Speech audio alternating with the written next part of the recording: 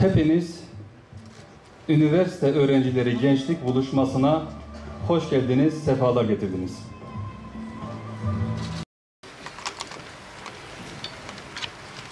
وَإِذْ قَالَ إِبْرَاهِيمُ رَبِّ اجْعَلْ هَٰذَا الْبَلَدَ آمِنًا وَاجْنُبْنِي وَبَنِيَّ أَن نَّعْبُدَ الْأَصْنَامَ. Kur'an-ı Kerim'den istifade etme imkanımız var. O açıdan hangi alanda çalışıyor, hangi alanda eğitim alıyor olursak olalım çok önemlidir. Allah indinde çok makbuldür.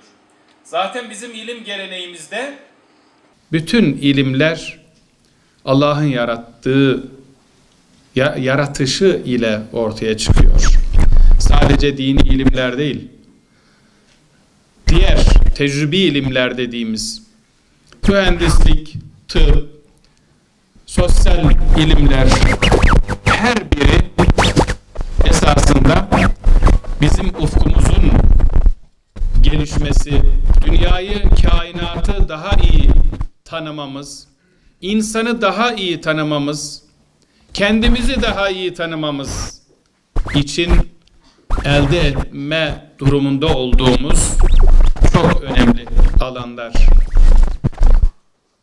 Kendini bilen Rabbini bilir.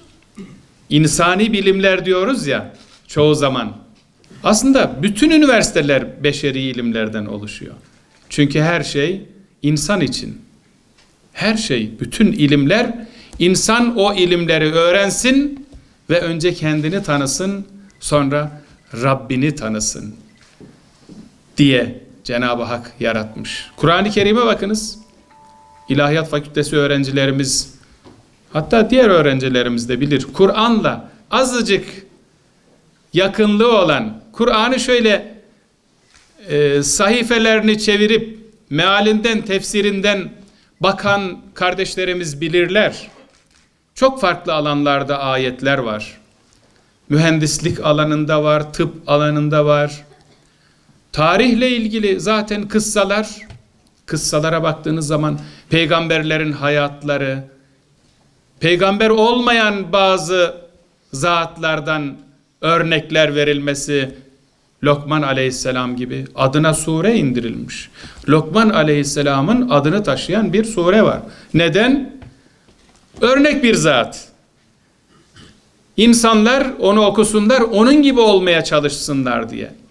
Demek ki çok farklı alanlarda Kur'an-ı Kerim'den istifade etme imkanımız var. O açıdan hangi alanda çalışıyor, hangi alanda eğitim alıyor olursak olalım çok önemlidir. Allah indinde çok makbuldür. Bütün ilimler, bütün kitaplar Allah'ın kitabını daha iyi anlamak için okunursa eğer, okunduğu sürece nafile ibadet yapmış oluruz. Öyle bir söz var. Bütün kitaplar Allah'ın kitabını daha iyi anlamak için.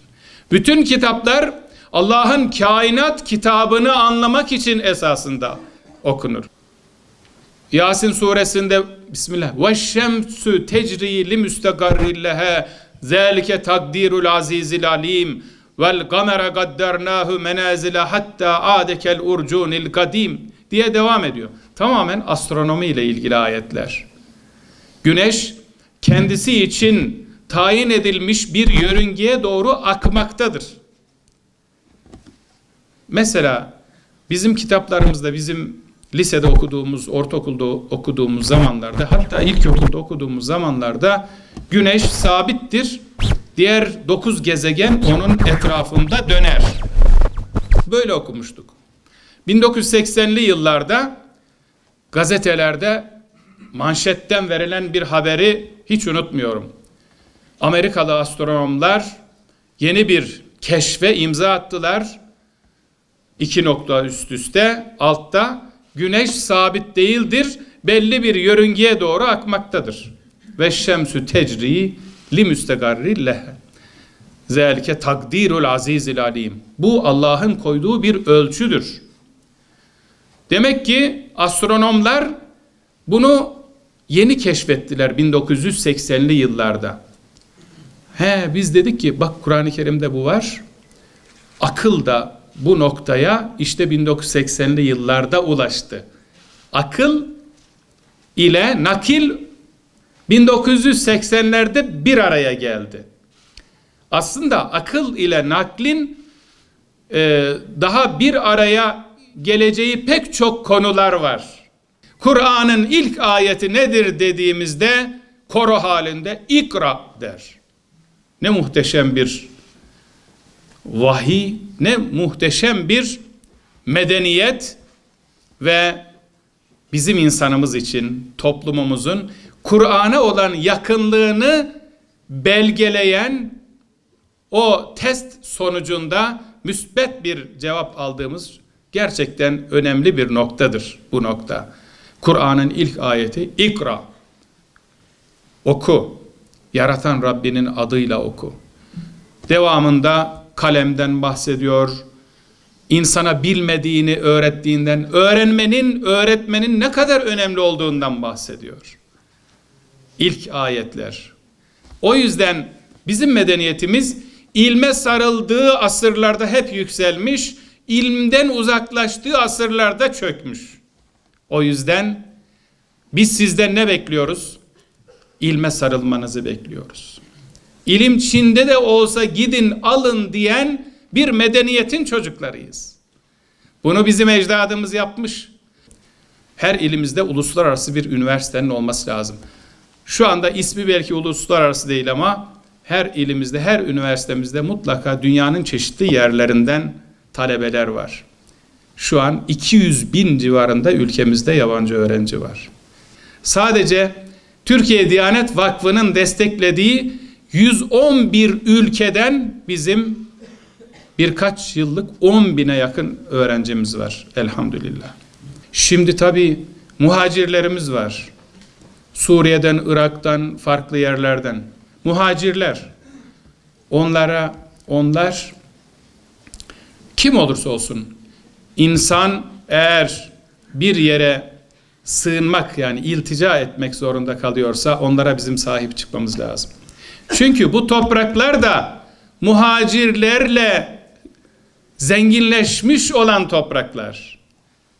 Daha Peygamber Efendimiz vefat ettikten aleyhissalatü vesselam 7 sene sonra 639 yılı 632'de vefat etti değil mi Peygamberimiz? 639'da buraya muhacirler geldi, sahabiler geldi. 500 sahabi bu topraklarda misafir, onlarla koyun koyunayız. Muhacirlerin ilk örneği onlar değil. Muhacirlerin ilk örneği esasında Mekke'den Medine'ye hicret edenler de değil. Yine Kur'an-ı Kerim'e atıfta bulunacağım. Bakınız bütün peygamberlerin hayatında bir hicret vardır. Şu veya bu şekilde, şu veya bu sebeple.